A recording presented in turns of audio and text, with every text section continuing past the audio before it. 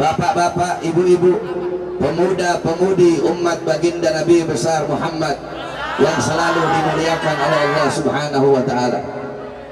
Alhamdulillah, segala puji dan syukur kehadirat Allah Subhanahu wa taala. Ini tempat menjadi tempat turunnya rahmat, ini tempat menjadi tempat turunnya maghfirah, ini tempat menjadi tempat turunnya hidayah, ini tempat menjadi tempat turunnya barakah.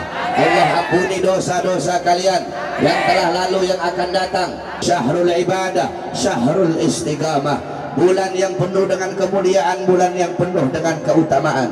Kalau para salafun saleh mau masuk lebaran, mereka mau kehilangan Ramadan, mereka menangis, mereka bersedih. Kenapa? Karena mereka tahu ad-dunya sa'ah, karena mereka tahu dunia itu sesaat. Satu salatmu di malam tersebut sama seperti 1000 salat di malam-malam yang lain. Satu kebaikan yang engkau lakukan di malam tersebut sama seperti 1000 kebaikan di malam-malam yang lain. Oleh karena itu, manfaatkanlah, gunakanlah ini bulan Ramadan dengan memperbanyak ibadah, dengan memperbanyak membaca Al-Quran. Iqra'ul Quran bitadabbur.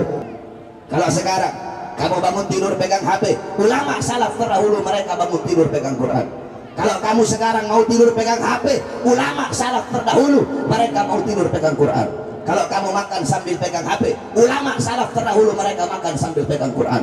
Kalau kamu sekarang jalan kemana-mana bawa HP, ulama terdahulu jalan kemana-mana mereka bawa Quran. Kalau kamu diamnya kamu atau geraknya kamu dengan HP, ulama dulu diam atau geraknya mereka tidak pernah lepas daripada Al-Quran. Rahmatan lil alamin, betul Islam itu rahmatan lil alamin. Kamu tahu bagaimana rahmatan lil alaminnya Nabi Muhammad SAW? Nabi Muhammad SAW beliau berkata, "Adabani Rabbi fa ahsana ta'dibi." Allah yang mendidik aku, Allah yang mengajarkan aku, sehingga sebaik-baiknya pendidikan adalah pendidikanku. Dari situlah aku tahu engkau bukan orang yang biasa suapi saya. Kata orang Yahudi, emangnya orang yang biasa suapi saya kemana? Orang yang biasa suapi kamu sudah wafat. Emangnya siapa sih dia? Kata Sayyidina Abu Bakar As-Siddiq, dia adalah orang yang setiap hari kau caci maki. Berani itu tempatnya bukan di badan yang besar, badan gede, banyak tato, terus dibilang berani. Ya, gak ada. Badan besar, muka sangar, enggak jamin itu orang berani. Berani tempatnya bukan di muka. Kamu jangan lihat muka saya kayak Hello Kitty begini. Muka boleh Hello Kitty, nyali mau diadu boleh. Jangankan kalian, setan aja saya makan, apalagi cuma kalian musuh-musuh agama.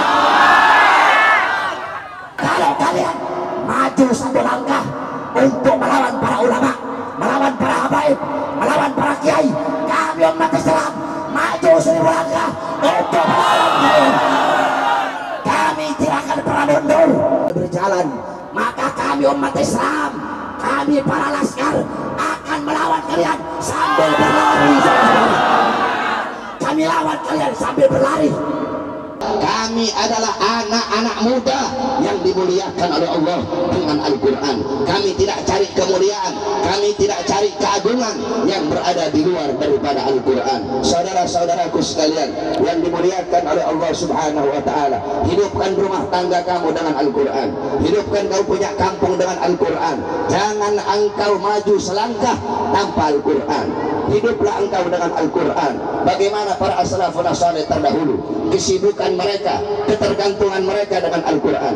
Kalau kamu mau tahu, kalau kamu mau lihat bagaimana kesibukan para ulama-ulama terdahulu dengan Al-Quran, bagaimana ketergantungan para ulama-ulama dahulu dengan Al-Quran, maka engkau lihat kesibukan dan ketergantungan kamu sekarang kepada handphone, maka seperti itulah ketergantungan dan kesibukan para ulama dahulu dengan Al-Quran.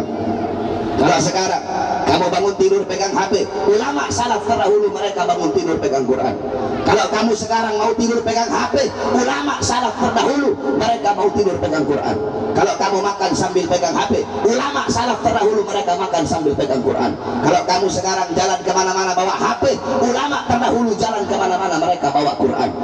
Tentara belum ada, pahlawan, ulama, para kiai, para santri di pondok-pondok salaf, mereka yang berjuang untuk mengusir penjajah-penjajah dari tanah Indonesia.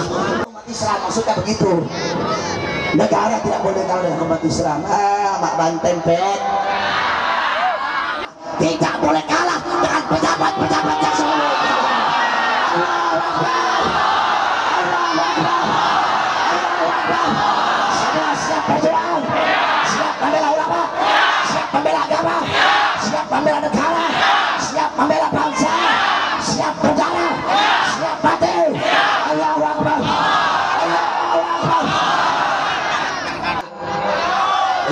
tato atau tidak? Tato atau tidak? Mending orang yang bertato tobat, bela agama, bela negara, bela bangsa, daripada si Tito yang mengkriminalkan ulama, yang memusuhi Islam. Mending orang yang bertato, mending orang yang seluruh badannya penuh dengan tato, tapi dia bertobat, tapi dia insaf, dia cinta ulama, dia cinta agama, dia adalah berkorban nyawa untuk bangsa, negara, dan agama, daripada orang yang sok-sok nasionalis, yang pakai seragam, yang sok-sok bersih, yang sok-sok Pancasilais, sok-sok nasionalis, sok-sok merah putih, padahal mereka yang mengkhianati Pancasila, mereka yang mengkhianati nasional, mereka yang mengkhianati merah putih, mereka yang mengkhianati hukum yang mereka agung-agungkan, saudara-saudara. Pas harta rakyat Indonesia, kami santri-santri yang pakai sarung berada di barisan paling depan untuk membela agama, membela bangsa, dan membela tanah air Indonesia. Beraninya satu kali, kamu harus berani melawan mereka 10 kali. Kalau mereka berani melawan Allah 10 kali, kamu harus berani melawan mereka 100 kali, saudara-saudara.